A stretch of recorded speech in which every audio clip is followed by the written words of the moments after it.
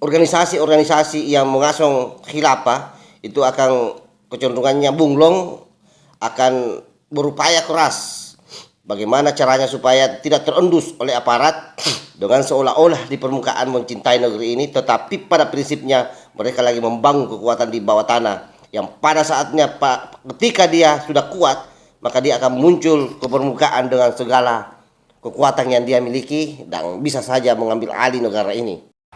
Yang waras tidak boleh mengalah terhadap mereka para pencoleng-pencoleng agama yang menjadikan agama sebagai alat politik.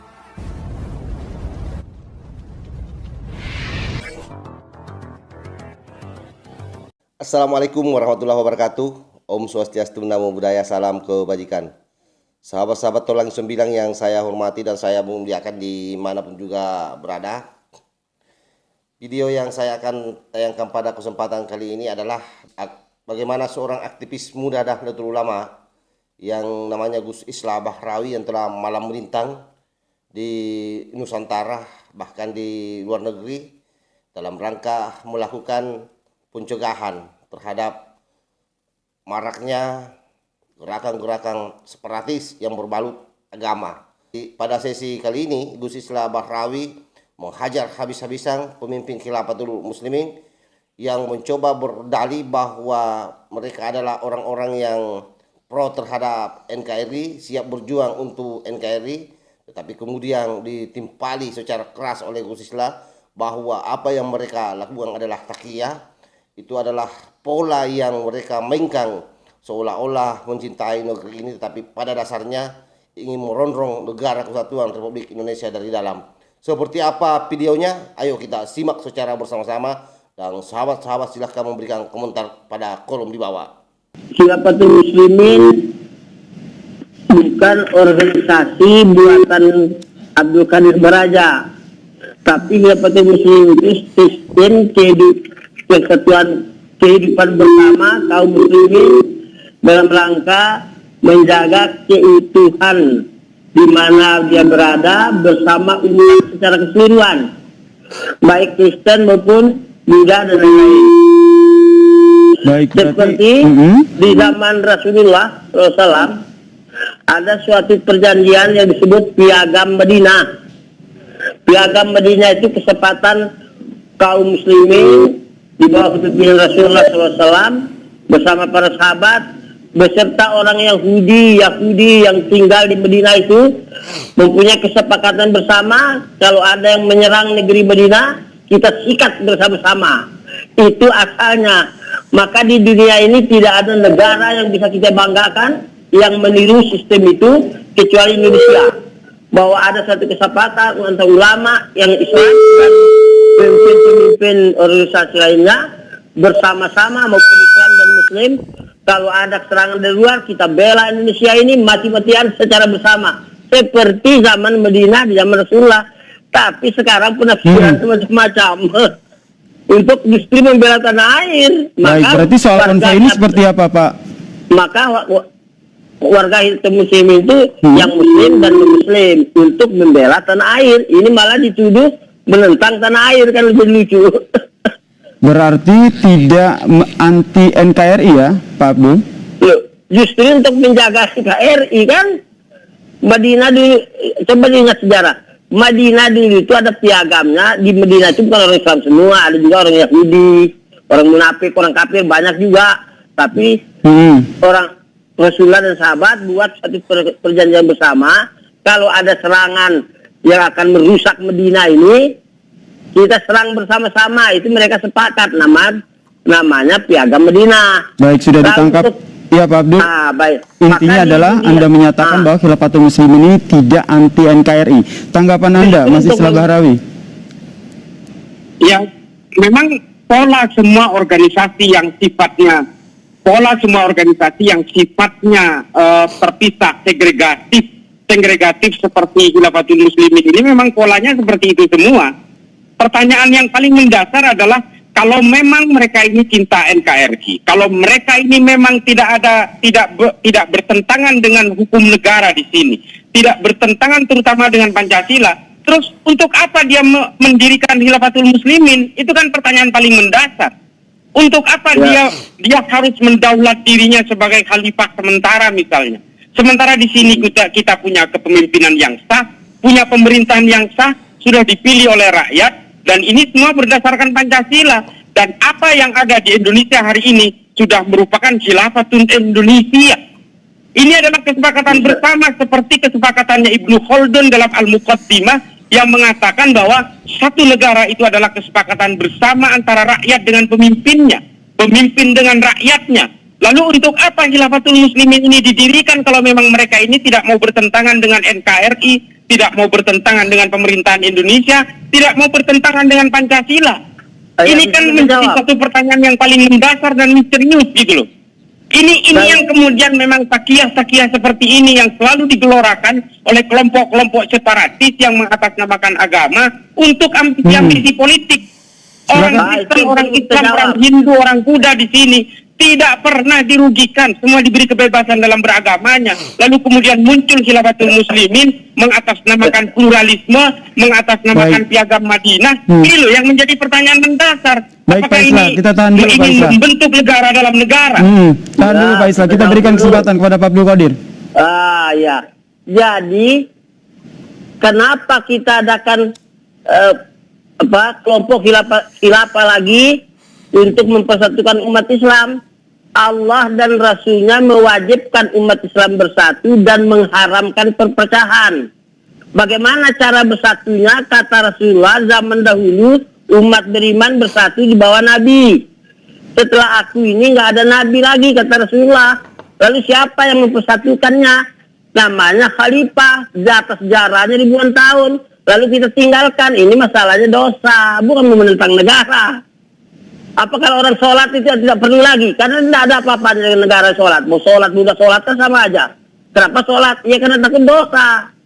Jangan kita berpikir seperti orang kafir, tidak perlu takut dosa. Tanggapan Anda Pak Islah? Maka kesatuan itu wajib, masa nggak ada caranya? Tidur aja ada caranya, nggak bisa dirubah. Saya tanya kepada Pak Abdul Qadir Baraja. Ya. Anda ini sekarang khalifahnya kan? Anda ini didaulat sebagai khalifahnya kan? Ya. Anda pikir Anda bisa menyatukan semua umat Islam di seluruh dunia, terutama di Indonesia? Oh, bersatu atau tidak itu masalah lain. Tapi usaha itu adalah kewajiban. Karena kita mencari pahala. Kalau tidak usaha, tidak ada pahalanya. Pak, saya tanya kepada Anda sekarang. Seberapa lebih kuat Anda dibanding dengan Sayyidina Abu Bakar, Sayyidina Umar, Sayyidina Utsman, Sayyidina Ali, yang ternyata tidak bisa menyatukan umat Islam. Bahkan perang sesama umat Islam di zaman itu, pada zaman Khulafaur Rasyidin itu, perang Jamal, perang Siffin, perang Huruf, perang Zat, semua saling bunuh di situ. Baik, itu masalah kejadian. Kita ini bukan membicarakan hasil, yang dibicarakan itu wajib bersatu, caranya bagaimana. Mau berhasil. Nah, persoalannya Anda hari ini. Persoalannya Anda hari ini. Aja ngomong. Pak Islah tahan dulu Pak Islah. Persoalannya Anda hari ini menyatakan sebagai khalifah, lalu Anda kemudian bisa menarik infak dari orang, lalu Anda seolah-olah membuat negara dalam negara. Bukankah Anda ini justru menjadi ajang perpecahan di sini? Anda telah membuat perpecahan sendiri dengan menyatakan bahwa Anda ini khalifahnya. Kan itu pendapat Anda tentang kekhalifahan, bukan pendapat Khilafatul Muslimin. Sekarang persoalannya, Anda ini dipilih oleh siapa? Anda ini dipilih oleh siapa sebagai khalifah, saya mau tanya. Kalau mau dibandingkan yang dulu, apa Nabi itu habis dakwah terus dibilang orang gila. Kamu itu orang gila. Padahal dakwahnya benar kan? Apa terus tidak jadi kita berdakwah? Bukan masalah. Sekarang pertanyaan saya. Kita kasih kesempatan kepada Pak Abdul Qadir dulu. Baik, maka Allah dan Rasulnya mewajibkan kita bersatu, mengharamkan perpecahan, ancamannya neraka. Ancaman ini kita harus laksanakan. Bagaimana cara melaksanakan? Bikin suatu organisasi dikarang sendiri. Nabi tidak pernah ngarang organisasi untuk bersatunya umat Islam, tapi disebut Nabi pemimpin untuk persatukan umat, berhasil atau tidak berhasil tidak bersalah.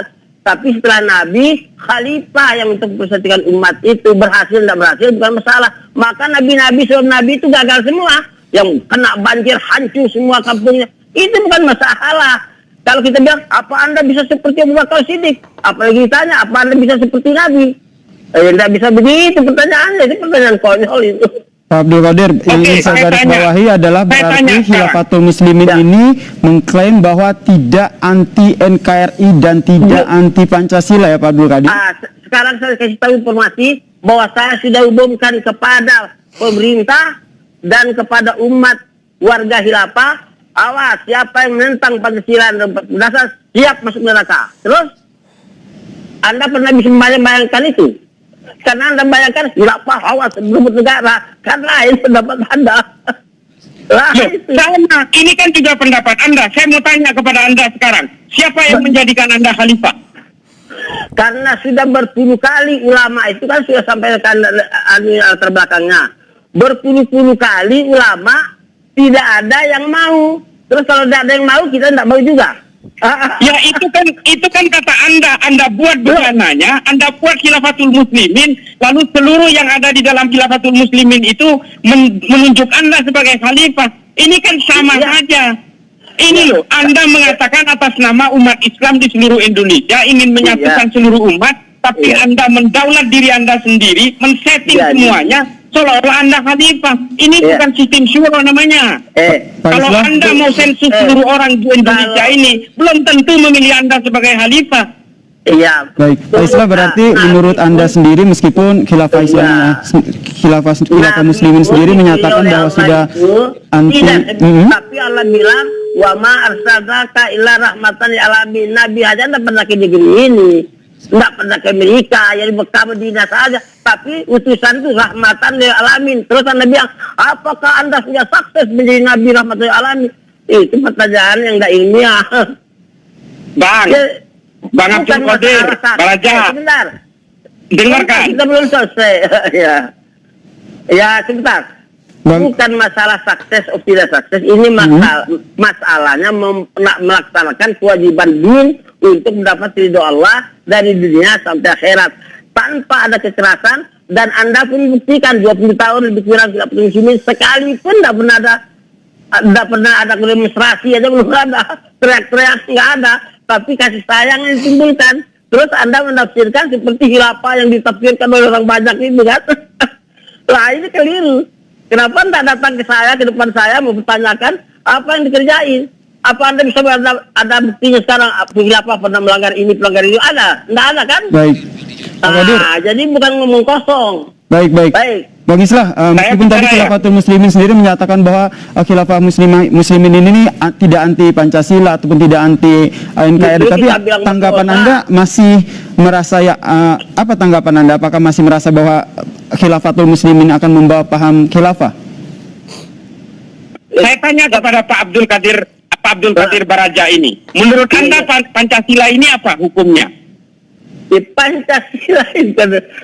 Pancasila dapat ini adalah kesepakatan ulama baik dari Kristen maupun dari Islam dan yang lain-lainnya bahwa harus bersama-sama menjaga negeri ini lewat konsep perjanjian Pancasila yang ke-45. Saya bilang kepada umat ini supaya dimengerti, tidak ada di negeri dunia ini, negara manapun tidak ada yang sehebat Indonesia punya kesepakatan menjaga bersama negeri ini, baik Kristen maupun Buddha maupun Islam. Sistem itu lewat perjanjian Pancasila 45. Kalau kita nggak taat, kita masuk neraka. Terus malah kita dituduh mau merubah Pancasila, kan jadi lucu. Terus menurut Anda, sekarang saya mau tanya, menurut Anda Pancasila dan khilafah ini lebih tinggi mana posisinya dengan sistem khilafah ini? Kalau untuk beribadah ya tinggi Quran dan Sunnah, bukan tinggi Pancasila. Itu kan kesepakatan. Anda tidak mengerti kesepakatan. Loh, bukan. Di bawah Pancasila ini apakah Anda tidak bisa beribadah? Ini makanya buktinya kalau Anda tafsirkan khilafah seperti sekarang, berarti saya dilarang beribadah. Karena mengumumkan khalifah ini untuk kesatuan umat Islam dalam rangka beribadah. Lalu kalau dilarang berarti Pancasila melarang ibadah. Lah kan? Pak, jadi saya tanya ke Pak Abdul Qadir Baraja. Ini persoalannya adalah Anda seolah-olah ingin menjadi pemimpin umat Islam di sini tanpa dipilih oleh seluruh umat Islam di seluruh Indonesia. Lalu Anda mendaulat sebagai seorang khalifah di sini yang ingin menyatukan seluruh umat Islam dan seluruh orang Kristen, orang Buddha maupun orang Hindu dan seluruh non-Islam di sini di bawah naungan Anda. Lalu menurut Anda Pancasila dan pemerintahan ini fungsinya di mana coba? Silakan dijawab Pak Abdul Qadir. Ya, Pancasila 45 itu kesepakatan bersama untuk menjaga negeri ini. Ya kerja Terus khilafah menurut Anda bukan kesepakatan? Kita kasih kesempatan Pak Abdul Qadir dulu Bang Islah. Iya, kalau khilafah itu bukan kesepakatan semua, ini suatu dakwah untuk mempersatukan yang mau, alhamdulillah, yang tidak mau kita tidak paksa, laku didukung waliyadin. Jadi bukan harus ini kamu harus ikut saya, bukan begitu. Gimana Anda enggak ini ada yang rancu nih. Sementara dia ini ditunjuk sebagai khalifah hasil kesepakatan katanya. Iya, Coba gimana khilafah itu bukan kesepakatan itu gimana sih? Apa sampean ini turun dari langit gitu? Dulu juga khilafah itu kata Nabi, khilafah liman haji nubuwati 30 tahun. Setelahnya bukan khilafah lagi tapi mulukan adol, setelahnya mulukan jabariyah. Coba semua juga ngaku khalifah. Kenapa? Ya karena khilafah itu sistem kebersamaan hidup kaum muslimin. Nah, kita mencari itu kan baik menurut tuntunan. Kalau dilarang oleh Pancasila tidak mungkin. Nah, Pak Abdul Qadir. Sebentar. Karena penafsiran khilafah itu dulu karena banyak perang-perang kan. Perang itu bukan hanya khilafah. Baik, Pak Abdul Qadir. Mau Yahudi juga perang juga. PKI juga perang juga. Perang itu manusia semuanya perang. Jangan itu yang menjadi pandangan sehingga asal khilafah perang. Bukan begitu. Pak Abdul Qadir. Ya. Jadi berarti Anda menjamin bahwa berdirinya Khilafatul Muslimin ini tidak akan melanggar aturan yang berlaku, termasuk tidak akan anti Pancasila dan NKRI, meskipun Menak sendiri menyatakan bahwa khilafah jelas dilarang di Indonesia. Kan saya sudah jelas menyatakan tadi, yang melanggar Pancasila 45 itu kepada warga khilafah, saya kira berdosa, masuk neraka. Terus dibilang tidak akan melanggar Pancasila. Bagaimana kita punya pernyataan seperti itu kok? Maka kasihan ya, karena khilafah penafsirannya di pemerintah dan ulama pada umumnya yang gagal menegakkan kekhalifahan itu 1924, itu pandangannya berbeda. Mengeluarkan kekhalifan untuk berebut satu kekuasaan negara kan. Nah, pendapat ini akan kita hapuskan dengan siapa muslim. Maka sekitar saya ke Pak Islah. Nanti dulu setiap bulan kita maklumat itu kita edarkan ke seluruh negeri ini supaya orang jangan tertipu dengan penafsiran tadi. Baik, saya ke Pak Islah. Pak Islah, Pak Abdul Qadir sudah menjamin. Tahan dulu Pak Abdul, izin. Iya. Pak Islah, Pak Abdul Qadir sudah menjamin bahwa Khilafatul Muslimin ini akan taat aturan pemerintah, tidak anti NKRI dan tidak anti Pancasila. Apa yang menjadi kekhalifannya Abdul Qadir Baraja ini apa kalau begitu? Dia kan membuat struktur negara dalam negara. Ini jelas bertentangan dengan hukum-hukum normatif di negara kita. Makanya diam. Saya ketika tahan dulu Pak Abdul Qadir, tahan dulu Pak Abdul, silakan. Pak Islah silakan selesaikan dulu. Kita udah tahu strukturnya di setiap daerah-daerah. Ini punya amir-amir daulah ini di setiap wilayah. Bahkan ada amir safar segala macam. Kita sudah tahu ini strukturnya. Saya posisi ada di Brebes. Ini semua sudah kita sedang teliti semua strukturnya seperti apa. Modus-modus kelompok seperti ini memang selalu bertakiah seolah-olah dia berdiam di balik kedamaian. Ini kita tahu kok, ini eskalasinya menuju satu abad 2024 nanti kok. Ini adalah modus-modus dari gerakan-gerakan separatis, gerakan segregatif atas nama agama. Ini adalah penundang-penundang agama yang sudah terjadi berabad-abad. Ini temuan yang Anda temukan ya? Saya harus mengatakan faktanya seperti itu. Fakta yang Anda temukan. Dia ini menjadikan dirinya khalifah, menjadi pemimpin.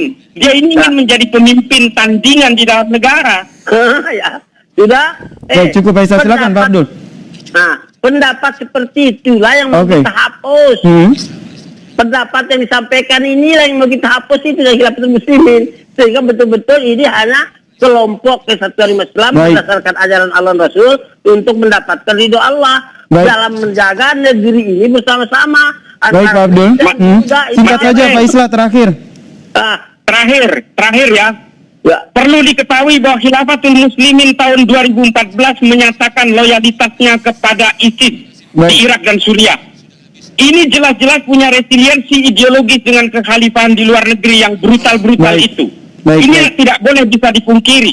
Ini harus bisa dipahami oleh seluruh rakyat Indonesia bahwa Khilafatul Muslimin ini tidak sedamai yang dia suarakan. Nah, Baik. Ini saya ada kira videonya jelas bagaimana pimpinan Khilafatul Muslimin ini mencoba berkilah bahwa dia membuat kelompok Islam di Indonesia dalam kerangka untuk bersama-sama bagaimana menjaga negara kesatuan Republik Indonesia. Tetapi Gus Islah adalah orang yang jenius, orang yang paham alur berpikir daripada pimpinan Khilafatul Muslimin ini, sehingga betul-betul ditelanjangi, dibongkar seluruh apa yang menjadi agenda organisasi yang dia pimpin. Dan saya kira ini menjadi pelajaran sekaligus ilmu yang sangat berharga buat kita semua, bahwa yang disampaikan Gus Islah, seluruh organisasi-organisasi yang mengasong khilafah itu akan kecenderungannya bunglong, akan berupaya keras bagaimana caranya supaya tidak terendus oleh aparat dengan seolah-olah di permukaan mencintai negeri ini, tetapi pada prinsipnya mereka lagi membangun kekuatan di bawah tanah yang pada saatnya ketika dia sudah kuat, maka dia akan muncul ke permukaan dengan segala kekuatan yang dia miliki dan bisa saja mengambil alih negara ini. Oleh karena itu, saya selalu mengajak kepada seluruh sahabat-sahabat di Nusantara untuk senantiasa mari kita bahu-membahu bagaimana supaya negara ini yang sudah menjadi titisan dari leluhur kita jaga secara bersama-sama dengan meredam banyaknya paham-paham yang beredar di masyarakat. Kita tidak menginginkan negara ini seperti negara yang ada di Timur Tengah, bahwa Indonesia adalah negara yang mayoritas penduduknya Islam.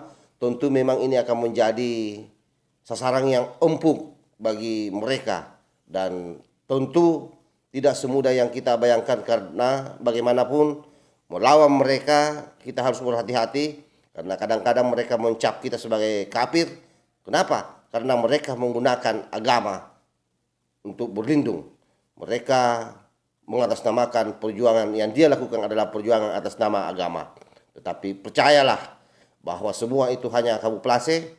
Agenda mereka sesungguhnya adalah agenda politik, ingin merebut kekuasaan dan ingin mengganti Pancasila yang merupakan dasar negara kita yang sudah disepakati oleh para founding father, dan sampai hari ini itulah yang menjadi sumber kekuatan dari negara kita. Wallahul muwaffiq ila aqwamit thariq. Wassalamualaikum warahmatullahi wabarakatuh. NKRI harga mati. Salam Nusantara.